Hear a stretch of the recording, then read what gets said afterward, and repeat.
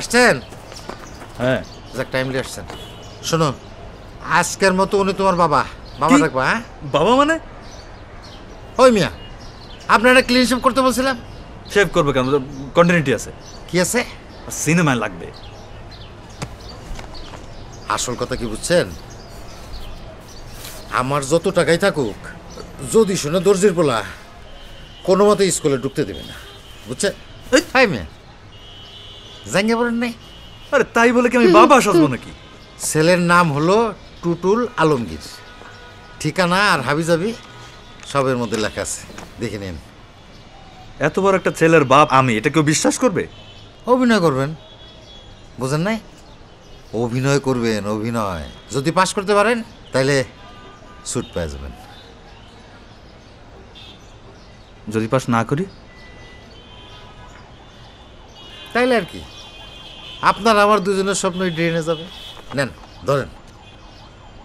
আরে ধরেন ধরেন। আব্বু ডাকবা, বিসমিল্লাহ।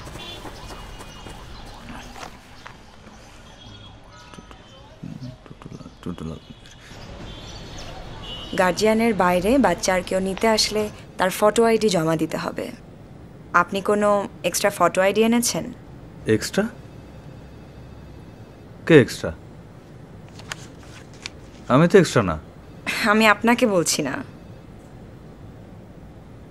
বাচ্চাকে যদি কেউ পিক করতে আসে তার আইডি লাগবে। Okay, what's your name baby? What's your name? তুমি তোমার নাম জানো? Do you know any rhymes?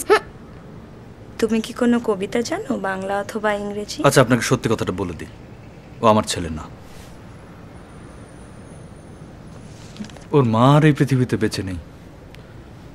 ওর মা মারা যাওয়ার পর থেকেই কেমন যেন চুপচাপ হয়ে গেছে, লাজুক। কিন্তু আপনিই বলেন, এই বয়সে কোন বাচ্চাটা লাজুক হয় না? কিন্তু আমি যখন ওকে একা একা রাইমস বলতে শুনি, ঘর গোছাতে দেখি, গুনগুন করে গান গেতে দেখি, আমার কি মনে হয় জানেন? ও আমার ছেলে না, ও আসমানের ফেরেশতা, আমার এঞ্জেল।